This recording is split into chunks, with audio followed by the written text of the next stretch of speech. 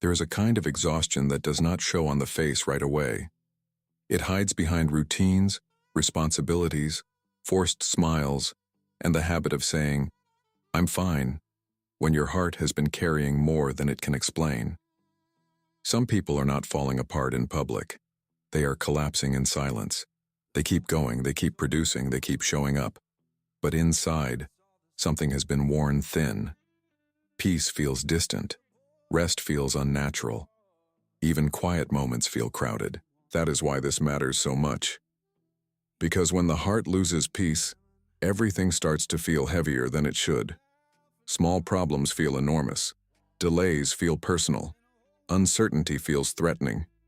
You start living with a constant internal tension, and after a while, you do not even call it pain anymore. You call it normal. You adapt to pressure. You adapt to mental noise. You adapt to emotional fatigue. And without noticing it, you begin to believe that this is just what life feels like. But Jesus never treated inner torment like something small. He never spoke to the human heart as if its wounds were irrelevant. He understood the invisible burdens people carried. He saw fear hiding behind control. He saw sorrow hiding behind strength. He saw restless minds, divided motives, weary souls, and hearts that looked alive on the outside while starving inwardly. And when he spoke, he did not offer shallow comfort. He went to the root. He exposed what was stealing peace. He revealed what could restore it.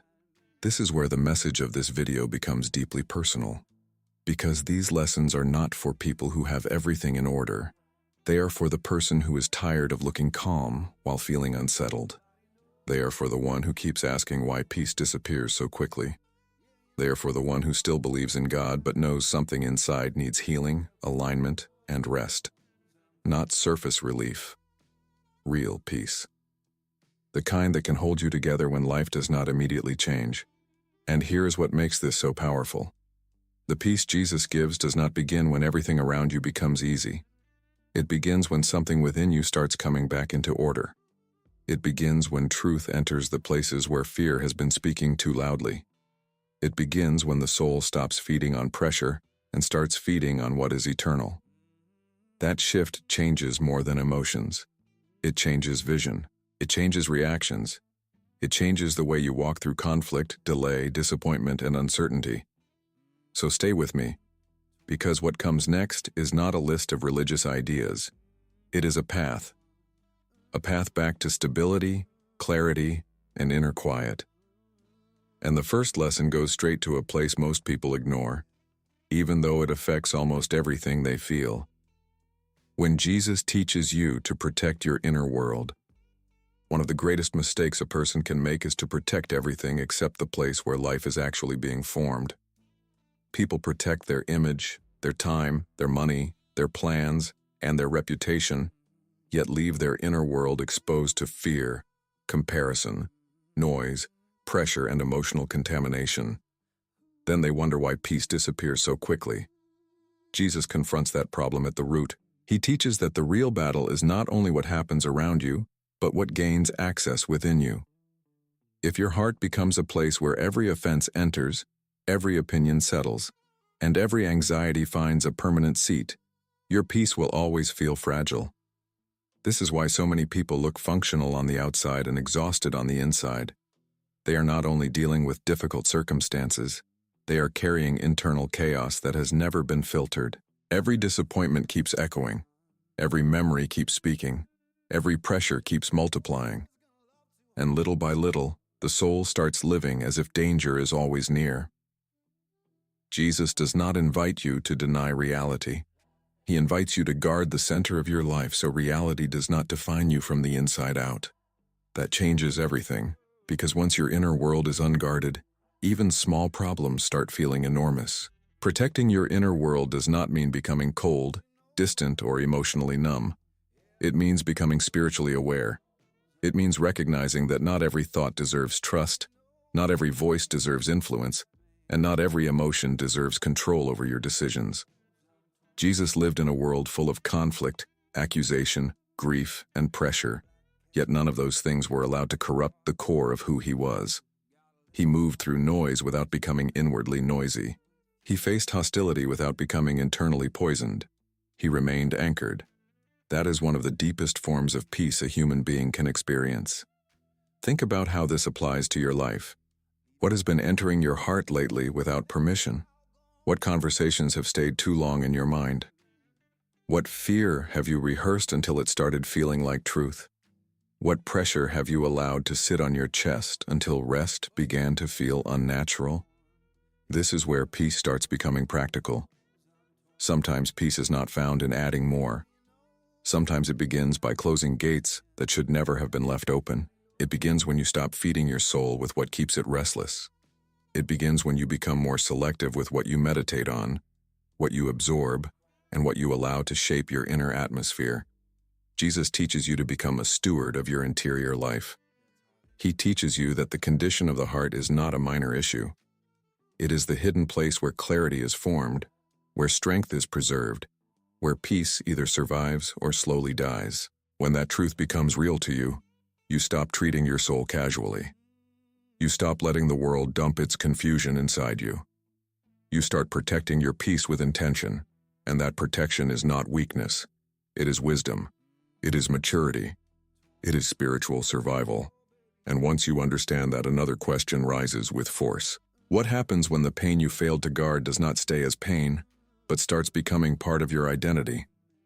That is where the next lesson goes deeper, because many hearts are not only wounded, they have started calling the wound their name. The peace of not turning every wound into an identity.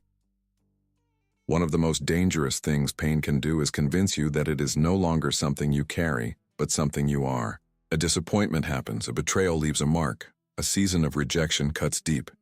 And little by little, the wound stops feeling like an event and starts feeling like a name. You no longer say, "I was hurt." Deep inside, you start living as if the truth is, "I am the forgotten one. I am the unloved one. I am the one who always loses, always waits, always breaks first." This is where peace begins to disappear, because the heart cannot rest when it has built its identity around what damaged it. Jesus never treated wounded people as if their pain had the final word over who they were. He saw brokenness clearly, but he never reduced a person to the thing that had bruised them. That matters more than most people realize, because the moment you start identifying with your wound, you begin protecting the wound instead of healing from it. You start interpreting every delay through it, every silence through it, every relationship through it. You expect abandonment before love has a chance to speak.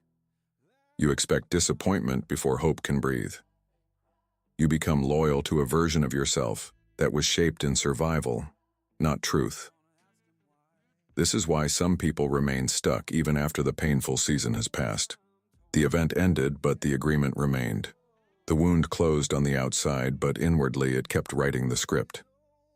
It told them how to see themselves, how much to trust, how much to hope, how much joy to allow, how much peace to expect. And once that happens, life becomes heavier than it needs to be, because every new day is filtered through an old injury. Jesus interrupts that cycle. He does not deny what happened to you. He does not minimize the depth of what it cost you. But he refuses to let the wound become your identity. He reveals a different truth. What happened to your heart is real, but it is not the deepest thing about you. That shift is where peace begins to return. Peace comes back when the soul stops introducing itself through its scars. Peace comes back when you realize that your pain may explain part of your struggle, but it does not have permission to define your future. You are not only the person who was disappointed. You are not only the person who was overlooked, betrayed, rejected, or left carrying what no one else seemed to notice. There is something deeper in you than the damage. There is something stronger than the season that tried to name you. And when Jesus speaks to the heart, he calls that deeper place back to life. Think about how many people spend years defending an identity that was born in sorrow. They became guarded because they were hurt. They became distant because they were disappointed. They became emotionally hard because tenderness once cost them too much. Then they call that wisdom, when in truth it is untreated pain wearing the mask of maturity. Jesus offers another way. He teaches the heart to separate what it endured from what it is. He teaches that healing is not pretending the wound never existed. Healing is refusing to let the wound sit on the throne. And once that begins to change, something powerful happens. You stop relating to life as a permanently injured soul. You start breathing with more room inside. You start listening without assuming attack. You start hoping without feeling foolish. You start realizing that peace is not the reward for never being wounded. Peace is what becomes possible when the wound is no longer allowed to tell you who you are. And that opens the door to the next lesson, because even after pain stops defining identity, another battle remains. Many hearts still live as if danger is always near, even when nothing is happening. That is where Jesus goes next, and it reaches deeper than most people expect. What Jesus reveals about the soul that lives on emotional alert. There are people who never fully rest, even when nothing is happening. Their body may sit still, but inwardly, they stay braced. Their thoughts scan for problems before problems appear. Their emotions stay near the edge. Their heart has learned to expect impact. This is what happens when the soul begins living on emotional alert. It is not always loud. Sometimes it looks responsible, observant, prepared, even mature. But underneath that constant vigilance, there is a quiet exhaustion that keeps stealing peace from the inside out. A soul on emotional alert does not simply react to life. It anticipates pain before pain arrives. It reads tension into silence. It turns delay into threat. It interprets uncertainty as danger. Over time, this becomes such a normal way of living that the person no longer notices how deeply tired they are. They just know rest feels difficult, joy feels fragile, calm feels temporary, and even good moments are interrupted by an inner voice asking, "How long will this last before something goes wrong?" Jesus understands that condition with stunning precision. He sees what many people miss because he does not only look at behavior, he looks beneath it. He sees the soul that learned to stay guarded because it was disappointed too many times. He sees the heart that became hyper-aware because trust once felt expensive. He sees the mind that stays tense because letting down its guard feels unsafe. And he never treats that state casually. He reveals that a person can be physically present in a peaceful environment and still be inwardly living in survival mode. This is why his way is so different from shallow comfort. He does not simply say, "Relax." He addresses the deeper disorder. He exposes the false safety of constant internal tension. Many people think vigilance protects them, but often it only keeps them trapped. It keeps the nervous system overloaded. It keeps relationships strained. It keeps the heart from receiving peace even when peace is near. A guarded soul may avoid some disappointment, but it also blocks tenderness, trust, stillness, and wonder. That is too high a price. Think about what this does to everyday life. A simple conversation becomes something to decode. A delayed message becomes a reason for inner unrest. A small change in tone becomes a sign that something is wrong. The soul keeps searching the horizon, and because it keeps searching, it cannot settle. Jesus reveals that this is not strength. It is a wound trying to protect itself by staying awake at all times. But a heart that never rests cannot hear clearly, love freely, or live lightly. That is where peace begins to enter with real power. Peace begins when the soul no longer worships preparedness as if being constantly on edge can save it. Peace begins when you realize that not every unknown is a threat, not every silence is rejection, and not every pause is a warning. Jesus brings the heart back to a safer center. He teaches the soul that it does not need to keep sounding the alarm to survive. It can breathe. It can soften. It can return from survival mode to trust. This change does not happen by pretending nothing hurts. It happens by refusing to let fear train your inner world more than truth does. It happens when the heart begins to recognize, little by little, that it has been living in reaction for too long. And once that recognition becomes honest, something beautiful starts happening. The soul that was always scanning begins to listen. The mind that was always bracing begins to loosen. The heart that expected harm begins to rediscover what safety feels like in the presence of Christ. And once the soul starts coming down from that constant state of alert, another truth rises into view. Many hearts are not only tired because they are vigilant, they are tired because they have been trying to stay soft in a world that keeps rewarding hardness. That is where the next lesson becomes deeply necessary. The strength of staying soft in a harsh world. There is a kind of hardness the world knows how to admire. It looks like detachment. It sounds like control. It knows how to hide pain behind sarcasm, disappointment behind indifference, and fear behind a voice that says, "Nothing gets to me anymore." Many people call that maturity. They call it wisdom. They call it strength. But often, it is only self-protection that stayed too long. It is a heart that got tired of being affected, so it built armor and started mistaking numbness for peace. This is one of the quiet tragedies of emotional survival. A person gets hurt enough times that softness starts feeling dangerous. Tenderness feels expensive. Trust feels naive. Compassion feels risky. So little by little, the heart changes its posture. It stops opening quickly. It stops feeling deeply. It stops expecting beauty to last. And the strange part is that this can feel powerful at first. Hardness can create the illusion of safety. It can make you feel less vulnerable, less exposed, less likely to break. But there is a price. The same wall that keeps pain out also keeps life out. It keeps joy at a distance. It keeps connection shallow. It keeps peace from reaching the deeper places of the soul. Jesus reveals a different kind of strength. He lived in a world full of cruelty, betrayal, misunderstanding, rejection, and violence. Yet his heart never became harsh in order to survive it. That matters more than most people realize. He did not become cold to stay strong. He did not become cynical to stay wise. He did not become emotionally shut down to keep moving forward. He remained open, clear, anchored, and deeply alive. That kind of softness is not fragility. It is power under spiritual order. It is a heart so rooted in truth that the ugliness around it cannot redefine what it is. This confronts something deep in us, because when life becomes harsh, the instinct is to become harsh back. When people disappoint you, you want to stop expecting anything good. When words wound you, you want to speak with more edge. When love costs too much, you want to offer less of yourself next time. That reaction feels natural, but it slowly reshapes the soul into something heavier than it was created to be. And once that happens, peace becomes difficult, because peace cannot fully rest in a heart that is always braced behind hardness.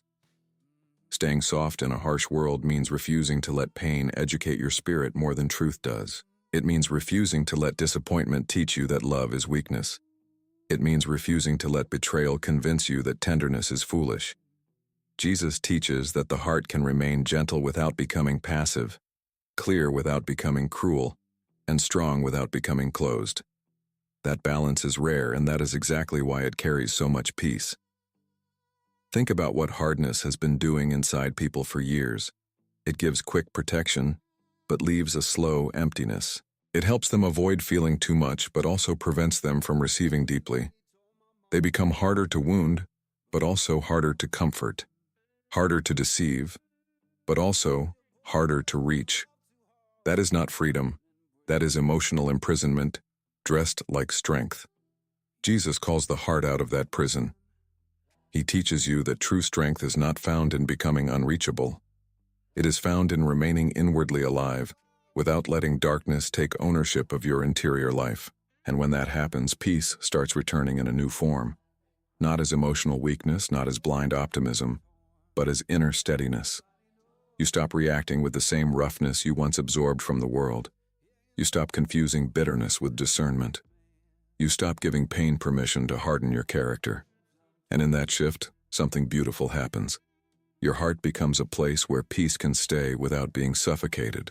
But this opens another layer that many people are afraid to face. Because once the heart stops hiding behind hardness, a deeper question rises. What if beneath all that protection, there is a heart that no longer even remembers what safety feels like? That is where the next lesson becomes impossible to ignore. How Jesus restores a heart that forgot how to feel safe. There are hearts that do not know how to rest anymore because they no longer know how to feel safe. Not safe in the shallow sense of comfort, but safe in the deep human sense of being able to breathe without bracing, to love without rehearsing loss, to hope without preparing for disappointment. After enough pain, enough instability, enough silent battles. The heart stops expecting peace and starts expecting interruption. It learns to stay alert, stay guarded, stay ready. And after a while, this does not even feel strange. It feels normal. That is what makes it so dangerous. A person can live for years inside emotional self-protection and call it wisdom, when in truth the soul has simply forgotten what safety feels like. Jesus speaks directly into that condition. He does not approach the wounded heart with pressure. He does not demand instant openness. He does not shame the soul for becoming careful. He understands what repeated pain does to the inner life. He understands how disappointment trains the heart to flinch before anything even happens. He understands how betrayal can make trust feel irresponsible, and how prolonged uncertainty can make peace feel unrealistic. Yet he never leaves the heart there. He does not just comfort the pain. He restores the ability to live without being ruled by it. That restoration matters because an unsafe heart cannot receive life normally. It misreads love. It suspects kindness. It resists stillness. It does not know what to do with gentleness because gentleness feels unfamiliar. Even when something good appears, the heart stays cautious not because it wants to reject peace, but because peace feels too vulnerable to believe in. This is why so many people sabotage the very things they pray for. They ask for rest, but do not know how to stop clenching internally. They ask for connection, but keep protecting themselves from being known. They ask for healing, but still organize their inner world around survival. Jesus restores safety by reordering the deepest assumptions of the soul. He teaches the heart that it does not need to remain imprisoned inside old alarms. He teaches that not every open door leads to pain. Not every silence hides rejection. Not every delay means abandonment. This is not naive spirituality. This is inner renewal. It is the slow rebuilding of trust where fear once held authority. It is the patient work of teaching the heart to live in the present instead of reacting from old injuries. That is one of the most beautiful miracles Christ performs. He does not only forgive sin, he retrains the inner life. Think about the weight of living without that restoration. Every relationship becomes exhausting. Every decision carries too much pressure. Every uncertain moment feels heavier than it should. The heart becomes a house with locked windows, sealed doors, and no fresh air. It survives, but it does not flourish. Jesus does not want mere survival for the human soul. He wants wholeness. He wants a heart that can receive peace without suspicion, truth without resistance, love without panic, and quiet without fear. That kind of safety is not built by circumstances alone. It is built by presence, by truth, by repeated encounters with a peace strong enough to calm what life has overstimulated. And once that restoration begins, something changes that is almost difficult to explain. The soul stops reacting as if every moment carries hidden danger. Breathing becomes deeper. Thoughts become clearer. The chest feels lighter. The future stops looking like a threat and starts looking like a place where God may still do something beautiful. That is the kind of healing many people do not even know they need until it starts happening. But once the heart begins to feel safe again, another struggle appears with surprising force. Peace can be lost not only through fear or pain, but through the desperate need to have closure on everything right now. That is where the next lesson cuts deeper. The peace that begins when you stop needing immediate closure. Some of the deepest unrest in the human heart does not come from pain alone. It comes from the desperate need to explain the pain before the soul is ready to carry it wisely. People often think peace will arrive the moment everything makes sense. They tell themselves they will rest when they get the answer, when the missing piece appears, when the silence is broken, when the reason becomes clear. Until then, the mind keeps circling, the emotions keep reaching, and the heart keeps living as if resolution is the only thing that can make it breathe again. That is where exhaustion quietly takes over, not because life is hard, but because the soul has started demanding immediate closure from seasons that are still unfolding. Jesus speaks into that tension with remarkable depth. He never trained the human heart to depend on instant explanations in order to remain stable. He taught a way of living in which trust could exist before clarity, and peace could survive before the answer arrived. That changes everything, Because many people are not only suffering from what happened to them, they are suffering from the pressure to understand it now. They cannot tolerate mystery. They cannot endure delay without turning it into fear. They cannot sit with an unfinished chapter without assuming something is wrong. So they keep forcing interpretation onto moments that have not fully revealed themselves yet. This is one of the hidden ways peace gets stolen. The heart becomes addicted to closure. It wants to tie every emotional thread, define every silence, label every delay, decode every disappointment. But life does not always move at the speed of your need to understand it. Some things take time to expose their purpose. Some wounds take time to reveal what they were trying to teach. Some losses are not explained in one clean moment. Some prayers are not answered in a way that instantly settles the mind. And if the soul refuses to rest until all ambiguity disappears, it will remain tense far longer than necessary. Jesus teaches a different posture. He teaches the heart to stop forcing conclusions in moments where trust is the wiser response. He teaches that not knowing everything is not the same as being abandoned. He teaches that a delayed answer is not proof of divine absence. He teaches that closure is not always the first gift God gives. Sometimes the first gift is enough peace to walk through uncertainty without being internally destroyed by it. That kind of peace is powerful, because it breaks the belief that understanding must come before rest. Think about how often people injure themselves by demanding emotional resolution too early. They keep reopening the same question, replaying the same scene, analyzing the same conversation, hoping one more round of mental effort will finally produce relief. But instead of peace, they create more strain. Instead of healing, they deepen fixation. Instead of surrender, they become more entangled. The soul starts living with clenched thoughts, and what could have been carried with prayer becomes dragged with pressure. Jesus interrupts that cycle. He shows that the heart does not need to solve every mystery to remain whole. It needs to learn how to stay anchored while some things are still incomplete. That is where something beautiful begins. The heart starts loosening its grip.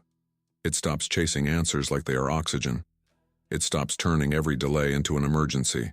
It stops assuming that silence always means rejection, or that waiting always means loss. Slowly, the soul learns to live with open hands. It learns that peace can exist in the middle of unfinished situations. It learns that trust is not passive weakness. Trust is the refusal to let uncertainty become your master. And once that lesson begins to settle, another deeper reality comes into view. Because even when the heart stops demanding immediate closure, pain can still leave behind another dangerous mark. It can harden into resentment. It can turn suffering into bitterness. That is where the next lesson goes, and it reaches one of the most decisive battles for inner peace. What Christ teaches about carrying pain without becoming bitter. Pain does not always destroy a person in obvious ways. Sometimes it changes the taste of the soul little by little. A person keeps functioning, keeps speaking normally, keeps showing up, yet something inside has started turning sharp. The heart becomes less open, less patient, less generous. Not because it was born cold, but because pain stayed too long without being healed correctly. That is how bitterness begins. It rarely announces itself. It grows quietly in the places where disappointment was never fully surrendered, where grief was never processed with truth, where injustice was remembered so often that it started shaping the spirit. Jesus reveals something that cuts deep into this reality. He shows that pain itself is not the final danger. The greater danger is what pain becomes when it stays in the heart without transformation. A wounded heart can still remain alive, tender, and clear. But a bitter heart begins to interpret everything through injury. It no longer just remembers what happened. It starts building a whole inner atmosphere around it. Every new relationship carries suspicion. Every new opportunity carries resistance. Every new season is measured against old wounds. That is why bitterness steals peace in such a violent way. It does not only preserve pain, it spreads pain into places that were never meant to carry it. This is why Christ's way is so different from human instinct. Human instinct says, protect yourself by becoming harder. Keep the memory fresh so you never get hurt the same way again. Hold on to what they did so you stay in control. But Jesus teaches that this kind of control is poison in slow motion. The heart was not created to store resentment as a form of wisdom. It was not created to feed on offense until offense becomes identity, posture, and atmosphere. The more bitterness settles in, the harder it becomes to receive peace, because peace cannot flourish in a soul that keeps drinking from the memory of injury. Think about how many people are not only tired because life was painful. They are tired because they are carrying pain in the heaviest possible form. They are carrying it with internal resistance, with unresolved anger, with silent replay, with the need for emotional repayment. Part of them is still waiting for life to return what was lost, still waiting for someone to suffer enough to make the wound feel balanced. But that moment never truly heals the soul. It only deepens the prison. Christ teaches another path. He teaches that you can acknowledge pain without building your home inside it. You can remember what happened without letting it become the climate of your inner life. You can carry sorrow honestly without turning it into bitterness. That lesson is not shallow. It does not mean pretending the wound was small. It does not mean calling evil good or acting as if betrayal did not wound deeply. It means refusing to let pain take the throne inside you. It means refusing to let the darkest moment of your life become the voice that shapes your character. It means recognizing that bitterness feels powerful at first because it gives the illusion of emotional self-defense, but in the end, it corrodes the one who keeps holding it. Christ teaches that healing begins when the soul stops treating resentment like protection and starts seeing it as bondage. And when that truth becomes real, something starts loosening inside. The chest feels less tight. The mind replays less. The future stops feeling contaminated by the past. You do not become naive. You become free. You do not forget everything. You simply stop feeding what was poisoning your peace. That is where pain begins to lose its dominion. That is where the heart starts becoming spacious again. But once bitterness begins to lose its grip, another inner struggle appears. Many people are no longer being ruled by resentment, yet they are still trapped by another exhausting need: the need to explain themselves, defend themselves, and be fully understood by everyone around them. That is where the next lesson goes, and it exposes another hidden thief of peace. The calm that comes when you no longer need to explain yourself to everyone. One of the fastest ways to lose peace is to live as if your soul must constantly stand in a courtroom. Some people spend their lives explaining their intentions, defending their choices, clarifying their silence, justifying their limits, and trying to make sure everyone sees them correctly. At first, this feels reasonable. It feels mature. It feels necessary. But over time, it becomes exhausting, because the heart was never created to survive on universal approval. The more you need everyone to understand you, the more power you give away. And once that pattern takes over, even ordinary relationships begin to feel emotionally expensive. Jesus exposes this with unusual clarity. He lived surrounded by misunderstanding. People misread his motives, questioned his actions, twisted his words, and judged what they could not perceive. Yet he never built his peace on being perfectly interpreted by every observer. He knew something many hearts still struggle to learn. Explanation has limits. There comes a point where defending yourself does not create peace. It only deepens your dependence on the opinion of others. That is a dangerous place to live because people are unstable mirrors. If you keep looking into them to confirm your worth, your inner world will rise and fall with every reaction. This becomes especially destructive when the heart is already tired. A person does not just carry the pain of being misunderstood. They also carry the pressure of correcting every misunderstanding. They replay conversations after they end. They rewrite what they should have said. They imagine speeches that will finally make others see clearly. They keep giving mental energy to people who have no real intention of understanding. That kind of inner labor drains peace in silence. The body may be resting, but the soul is still arguing in invisible rooms. Jesus teaches another way. He teaches that peace grows when truth becomes more important than impression. He teaches that a clean conscience is stronger than a successful defense. He teaches that not every accusation deserves your energy, not every false perception deserves your explanation, and not every closed mind can be opened by one more attempt to be understood. That lesson feels painful at first, because the human heart naturally wants fairness. It wants clarity. It wants to be seen correctly. But peace begins to deepen when you stop making emotional survival dependent on that outcome. Think about what changes when a person no longer feels forced to explain everything. There is more air inside, more quiet, more dignity. Reactions slow down. Conversations become cleaner. Boundaries become stronger. The soul stops leaking energy through endless justification. Instead of performing for acceptance, it begins to live from conviction. That is where calm starts returning, not because people suddenly become fair, but because their confusion no longer controls your center. This does not mean becoming arrogant, distant, or unreachable. It means learning discernment. There are moments to clarify with love, to speak honestly, to repair what can be repaired. But there are also moments when silence is the wiser act of strength. There are moments when over-explaining is not humility. It is fear wearing a polite face, fear of rejection, fear of being judged, fear of being reduced by someone else's limited view. Jesus teaches the heart to come out of that fear. He teaches you to remain sincere without becoming enslaved to perception. And when that lesson begins to settle, something powerful happens. You stop chasing emotional acquittal from every human voice. You stop handing your peace to people who cannot carry it responsibly. You begin to understand that being misunderstood is painful, but losing yourself in the attempt to be understood is even more costly. That realization creates a new kind of freedom, a quieter one, a steadier one. A freedom rooted in the fact that peace does not come from controlling every narrative around you. It comes from remaining anchored in what is true, even when others cannot see it clearly.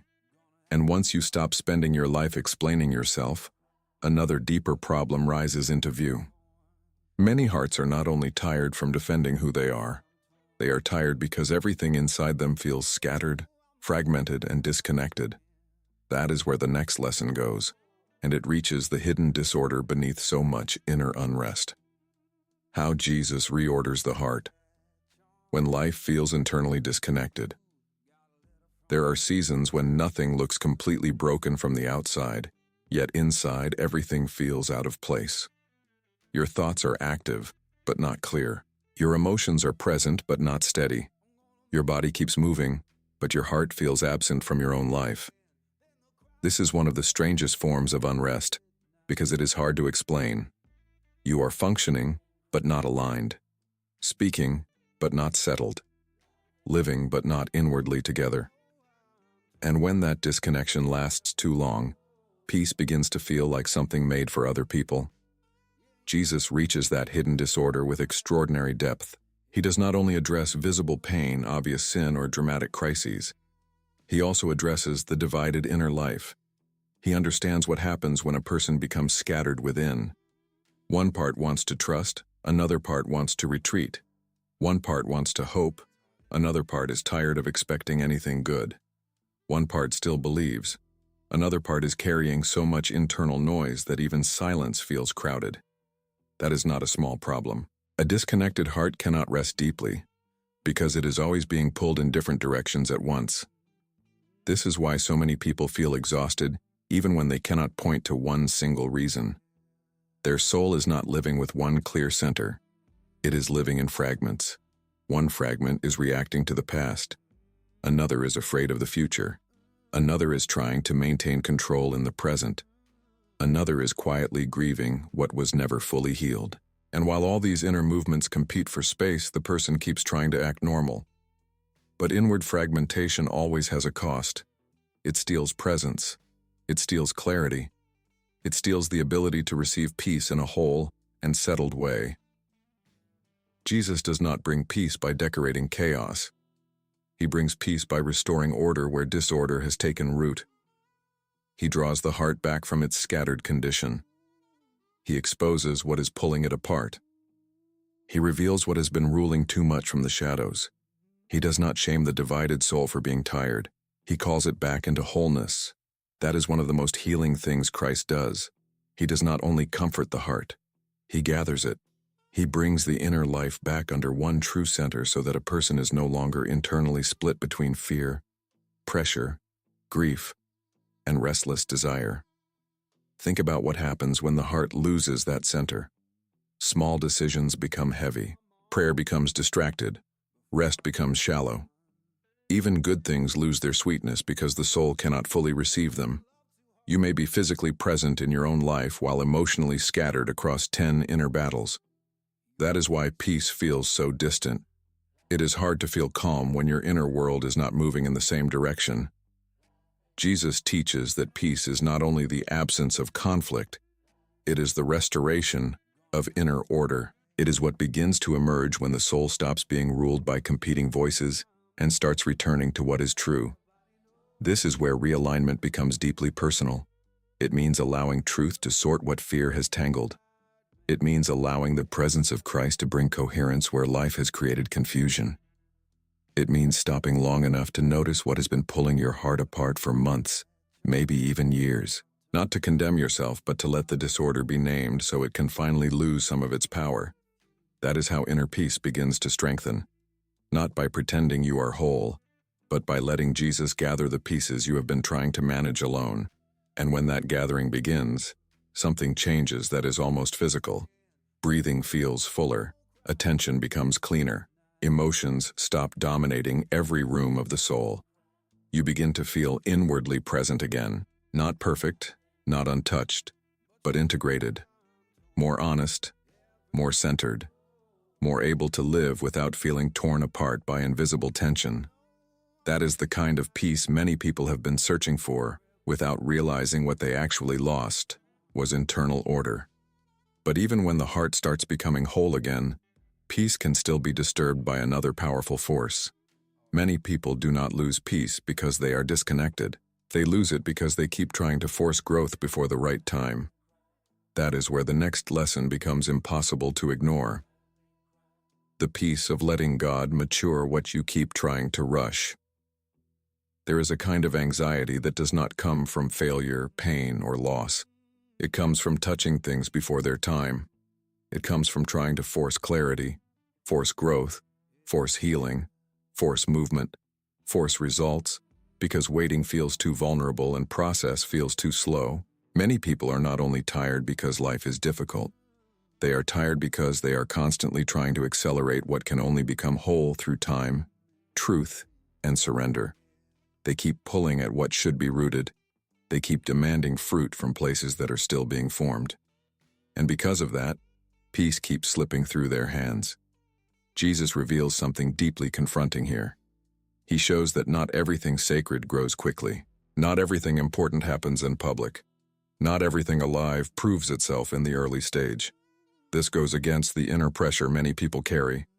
They want immediate evidence that something is working. They want quick signs, fast progress, visible change, emotional certainty. If they do not see movement, they assume something is wrong. If they do not feel instant transformation, they think they are failing. If a prayer takes longer than expected, they begin to question the entire path. That is how the soul becomes restless. It stops honoring process and starts worshiping speed. But the heart was not made to live under that kind of pressure. It was not designed to bloom under panic.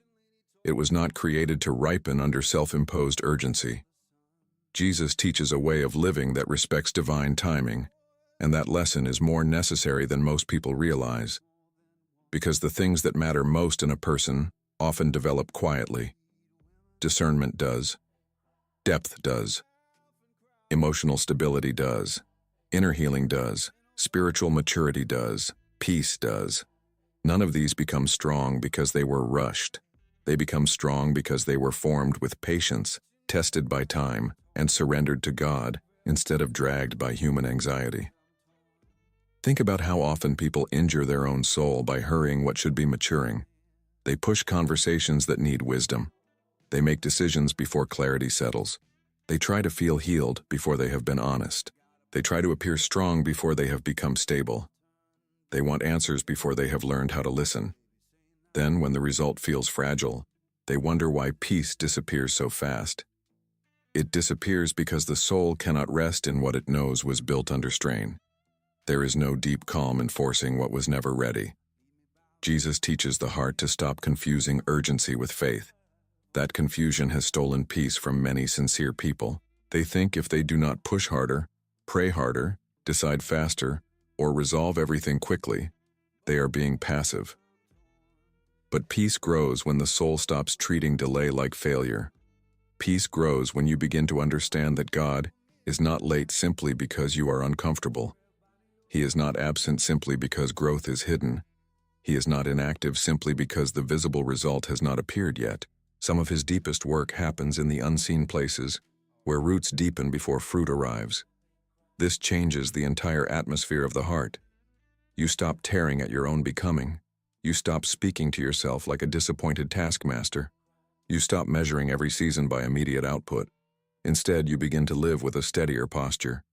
You begin to honor process. You begin to trust that what God is maturing in silence may carry more strength than anything you could have manufactured quickly. That trust brings relief. It quiets the inner demand to produce proof every day. It lets the soul breathe inside unfinished growth without turning that unfinished state into panic. And when that lesson begins to settle, another layer opens. Because even when a person stops rushing the process, there are still days that feel unusually heavy. Days when the mind is dimmer, the body is slower, and the heart struggles to keep its light. That is where the next lesson becomes deeply personal, because Jesus also teaches how to survive heavy days without becoming inwardly dark. What Jesus shows about surviving heavy days without losing your light. There are days that do not arrive with a dramatic crisis yet still feel heavy from the moment they begin. The body moves but without energy. The mind works but without brightness. The heart keeps going, but without the same warmth it once had. On those days, even simple things feel larger than they should. Small responsibilities feel heavy. Ordinary conversations feel draining. Prayer feels slower. Hope feels quieter. And the deeper fear underneath it all is not just that the day is hard. It is the fear that something inside you is fading. This is where many people begin to panic inwardly.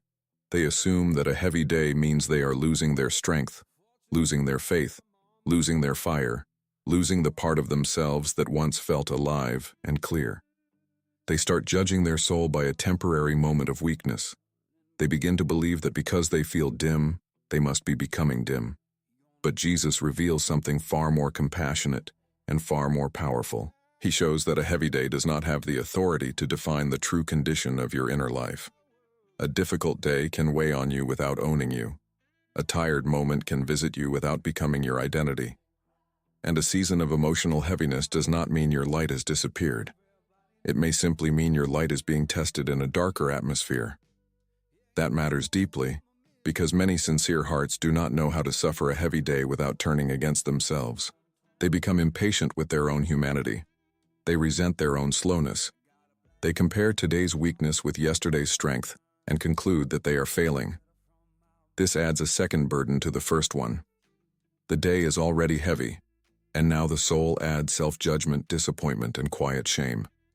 What could have been carried with tenderness becomes dragged with inner violence. Peace disappears even faster when a person begins fighting themselves for not feeling stronger. Jesus does not teach the heart to survive heavy days through performance. He teaches the heart to remain anchored when strength feels lower than usual. He reveals that light is not proven only in moments of visible power. Light is also proven in quiet endurance, in spiritual steadiness, in the decision not to let inner darkness rewrite what God has placed inside you.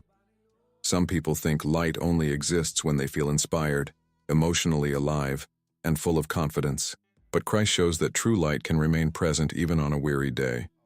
It remains in the soul that refuses to become cruel just because it is tired. It remains in the person who still chooses truth when emotions feel heavy. It remains in the heart that moves slowly without surrendering its center. Think about how often heavy days tempt people to betray what matters most. They become sharper with others, harsher with themselves, quicker to withdraw, quicker to assume the worst, quicker to abandon what they know is true. Not because they are evil, but because heaviness narrows perception. It makes everything feel more absolute than it is. Jesus teaches another way. He teaches that on hard days the soul does not need to prove anything heroic. It needs to remain faithful to what is real. It needs to protect its inner flame from the winds of discouragement. It needs to remember that weakness is not the same as defeat, and tiredness is not the same as darkness. This changes the way a person walks through emotional weight. Instead of asking, "Why am I not stronger today?" the heart begins asking, "How do I remain true today?" Instead of obsessing over lost intensity, it starts preserving quiet integrity. Instead of measuring peace by emotional energy alone, it begins to discover a deeper peace that can exist even when the day feels gray. This is one of the most mature forms of spiritual strength. It is not loud. It is not dramatic. It is the ability to stay inwardly aligned without demanding that every day feel bright in order for your soul to remain faithful. Jesus shows that light is not only what shines in your best moments. Light is also what refuses to go out in your hardest ones. It is what remains when your emotions are less expressive, when your thoughts are more tired, when life feels heavier than usual, and you still choose not to hand your interior life over to despair. That is where peace becomes very real. Not in escaping the heavy day, but in moving through it without letting it steal your essence, without letting it teach you that your hope was fragile, without letting it convince you that your soul is only strong when it feels strong. And when that lesson begins to settle, another question rises with force. If a person can survive heavy days without losing their light, how do they remain steady when the entire world around them feels unstable, unpredictable, and uncertain? That is where the next lesson goes, and it reaches one of the deepest needs of the human heart: the inner stability Christ builds. When everything around you feels uncertain, there is a special kind of pressure that comes when life around you refuses to stay still. Plans shift, people change, doors close without warning, news arrives at the wrong time. What felt secure last month suddenly feels fragile. And when too many unstable things happen at once, the heart starts searching for something it can hold without fear of losing it. That search explains a great deal of human restlessness. Most people are not only afraid of pain, they are afraid of instability. They are afraid of living in a world where nothing seems guaranteed and everything can change faster than the soul can process. This is why uncertainty disturbs the inner life so deeply. It does not just challenge your plans. It challenges your sense of safety, your sense of direction, your sense of control. It makes the mind race ahead, trying to predict outcomes before they arrive. It makes the emotions fluctuate with every new possibility. It makes the body carry tension as if danger were standing in the room. And after enough of this, a person begins to feel as though peace is only possible in a perfectly stable environment. But that kind of peace never lasts, because the world does not remain perfectly stable for long. Jesus teaches something far deeper and far stronger. He shows that true peace is not built on the behavior of circumstances. It is built on an inner foundation that can remain steady while circumstances keep moving. That is one of the most liberating truths a heart can learn. Because if your peace depends on everything around you staying predictable, then peace will always be temporary. It will always be vulnerable to the next delay, the next disappointment, the next unexpected turn. But Christ builds something else inside the soul. He builds an inner stability that does not collapse every time the external world trembles. This does not mean uncertainty stops feeling real. It means uncertainty stops having total authority over your interior life. Jesus never promised a life without storms, but he consistently revealed that storms do not have to become the ruler of the heart. He teaches the soul to stop treating change as proof that everything is falling apart. He teaches the mind to stop assuming that what is unclear must automatically be dangerous. He teaches the spirit to remain planted when life becomes unpredictable. That is where inner stability begins, not in the absence of movement around you, but in the presence of something deeper within you that does not move with the same chaos. Think about how often people lose themselves in unstable seasons. They become reactive. They say what they do not mean. They make rushed decisions. They search desperately for immediate certainty just to calm the discomfort. They cling to what is familiar, even when it is unhealthy, because instability makes unhealthy things look safer than surrender. But Jesus interrupts that panic. He shows that the answer is not frantic control. The answer is rootedness. Rootedness in truth. Rootedness in identity. Rootedness in the presence of God. A rooted soul may still feel the wind, but it does not get uprooted by every gust. This changes the way a person walks through uncertain seasons. Instead of asking, "How do I make everything around me stable again?" the heart begins asking, "What is Christ stabilizing within me right now?" That question changes everything. It shifts the focus from panic to formation. It shifts the soul from reaction to trust. It reveals that some unstable seasons are not only exposing weakness, they are creating depth. They are teaching the heart what it means to stand without leaning on temporary things for ultimate security. And this kind of inner stability is deeply beautiful because it is not loud. It does not always look dramatic from the outside. Sometimes it looks like a quieter reaction, a slower fear, a calmer prayer, a wiser pause, a refusal to collapse mentally just because the future is not fully visible. It looks like a soul that still feels the weight of the moment, but no longer surrenders its center to that weight. That is one of the clearest signs that Christ is doing real work inside a person. External uncertainty remains, but internal chaos no longer gets the final word. Once that begins to take root, peace starts becoming less fragile. You stop needing every detail in place before your heart can rest. You stop building your emotional stability on outcomes you cannot control. You stop living as though uncertainty automatically means disaster. Instead, you begin to discover something stronger than prediction. You discover steadiness. You discover that Christ can hold the inner world together, even when life outside it feels unfinished, shifting, and unclear. And that discovery changes how you walk into tomorrow.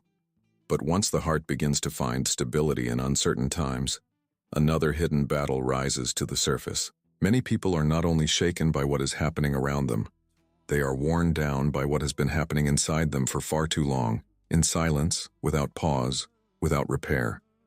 That is where the next lesson goes, and it touches one of the quietest forms of suffering in the human soul: how Jesus breaks the cycle of silent emotional exhaustion. There is a kind of exhaustion that does not make noise. It does not always look dramatic, and that is exactly why it becomes so dangerous. A person keeps working, keeps responding, keeps showing up, keeps doing what needs to be done, and from the outside everything seems functional. But inside, something has been draining for a long time. Not all at once. Slowly, quietly, repeatedly.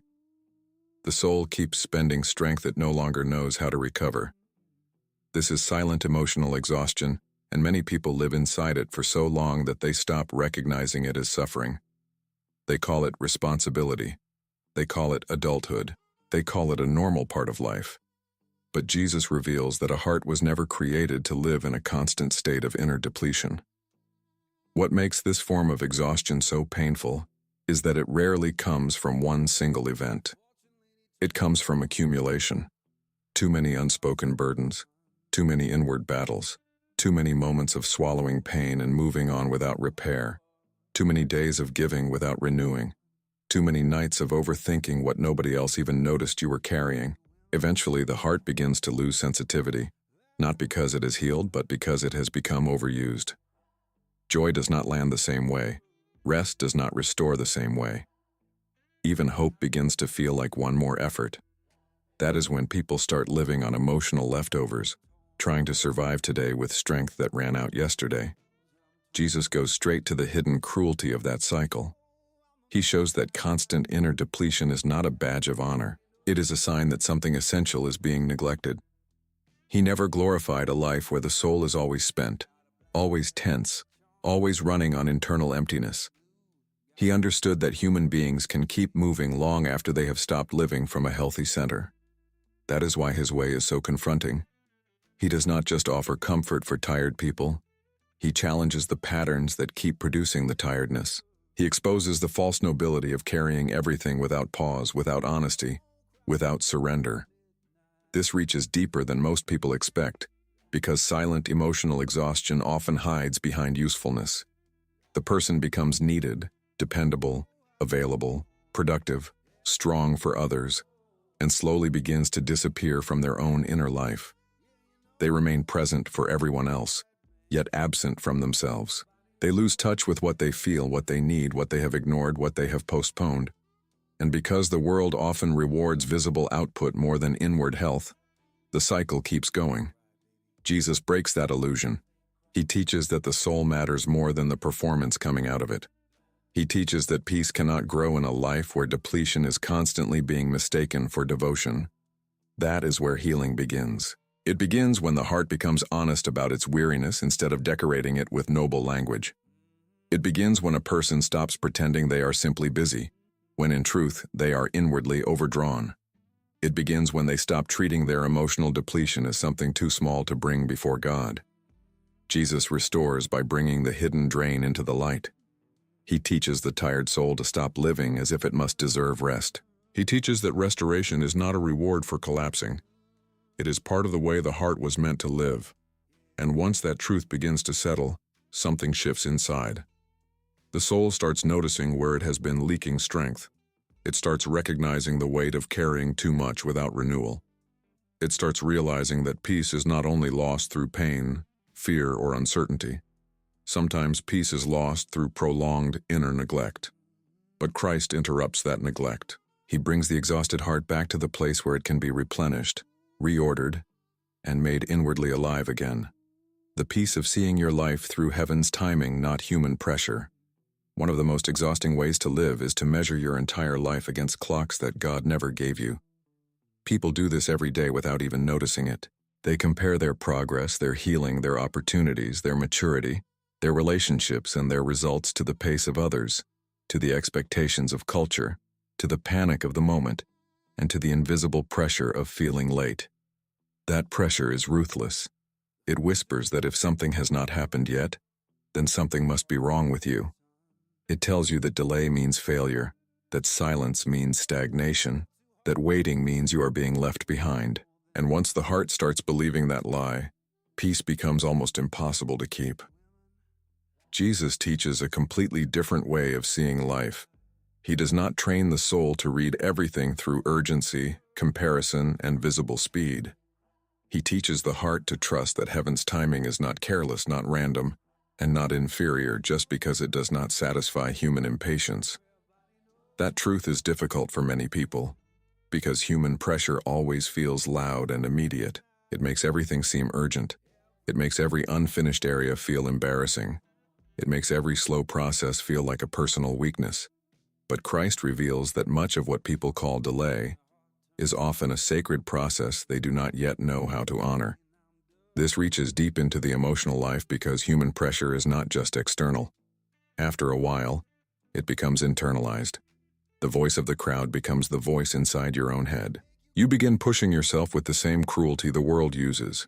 You judge your own pace harshly. You resent seasons that do not produce visible proof. You question what God is doing simply because it is not happening in the order you expected. That is how the soul becomes restless. It stops receiving life as formation and starts treating life like a race it is constantly losing. Jesus breaks that distortion by giving the heart a higher frame of reference. He teaches that your life cannot be understood correctly if it is only measured by earthly acceleration. Some things look slow because they are deep. Some things look delayed because they are being prepared at a level you cannot yet see. Some things feel hidden because roots are forming where fruit will one day appear. Heaven's timing is not interested in feeding your panic. It is interested in building what can carry weight, survive storms, and remain true when surface excitement fades. Think about how much peace is lost when a person keeps asking, "Why am I not there yet?" That question can quietly poison the soul. It can turn gratitude into frustration. It can turn growth into self-contempt. It can turn holy process into emotional punishment. The heart becomes unable to recognize what God is already doing because it is obsessed with what has not happened yet. Christ teaches another question, a better one, a question that brings peace back into the room. What is being formed in me at this stage that could not be formed any other way? That question slows the soul down. It lifts the eyes. It breaks the tyranny of human timelines. This is where peace begins to deepen in a new way. You stop interpreting every slower season as rejection. You stop assuming that visible movement is the only valid evidence of divine activity. You stop dishonoring your own path because it does not resemble someone else's. Instead, you begin to see your life with greater reverence. You begin to understand that God is not racing against human expectation. He is shaping a soul, He is aligning motives. He is strengthening what must endure. He is preparing what must arrive whole. And when that becomes real to you, pressure loses some of its authority. Then something beautiful happens. You breathe differently. You stop rushing your own becoming. You stop talking to yourself like someone who is behind. You stop fearing that your story is broken simply because it is still unfolding. Peace returns because your heart is no longer chained to the cruel rhythm of human urgency. It begins living under a wiser rhythm, a calmer rhythm, a truer rhythm. The rhythm of heaven does not always move fast, but it never wastes a season. It never loses track of what matters. It never abandons the one who is still in process. Peace begins where surrender stops being partial.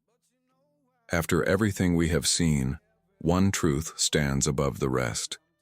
Peace is not found by fixing every circumstance, closing every wound on your own, controlling every outcome, or forcing life to move at the speed of your fear. Peace begins when the heart stops trying to survive through self-protection alone, and finally allows Jesus to govern the place that pain, pressure, and uncertainty have been ruling for too long. That is the turning point. Not when life becomes easier, but when the soul stops resisting the kind of surrender that can actually heal it. Many people spend years looking for peace in fragments. They look for it in answers, in routines, in approval, in control, in emotional distance, in productivity, in the hope that one more breakthrough will finally quiet the unrest within. But the heart was never made to live on fragments. It was made to live from a center. And when that center is not aligned with Christ, everything else eventually begins to shake.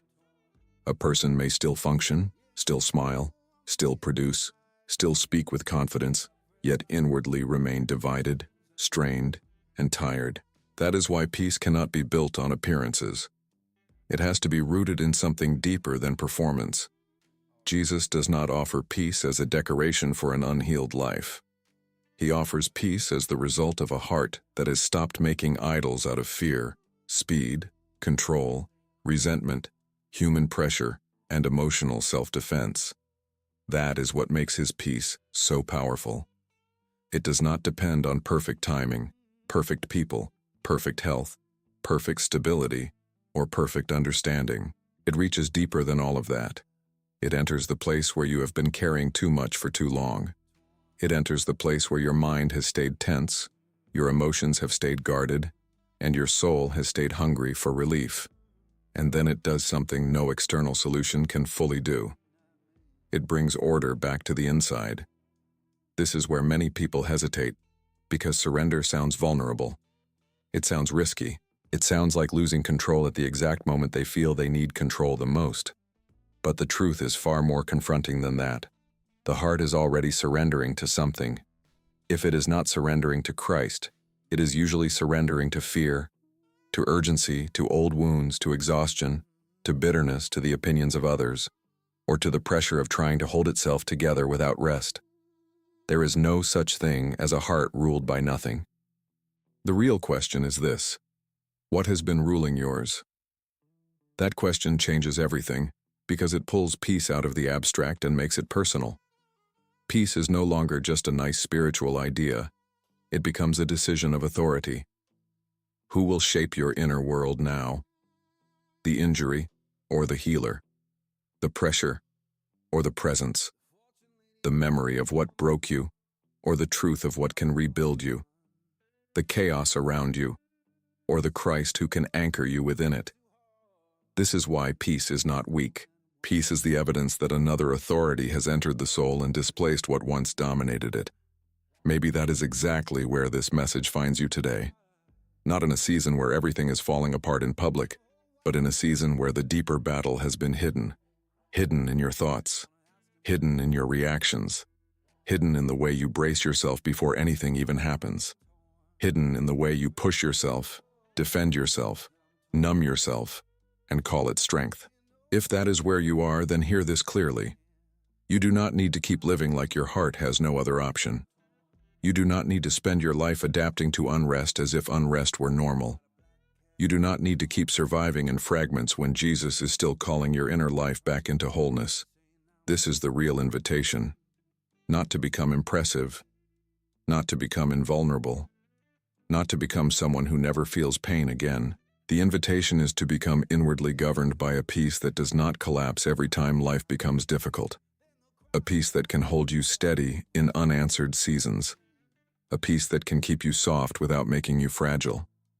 A peace that can keep you clear without making you cold. A peace that can keep your heart alive in a world that constantly tries to harden it. That peace is not distant. It is not reserved for a future version of you. It begins the moment surrender becomes real. And that means the final question is no longer whether peace exists. The final question is whether you are ready to stop negotiating with the things that have been stealing it. Whether you are ready to let Jesus into the places you kept managing alone. Whether you are ready to stop calling your exhaustion wisdom, your control maturity, your hardness strength, and your unrest normal. Because the door to peace does not open when the world finally calms down. It opens when the heart finally yields to the one who can calm what the world could never heal.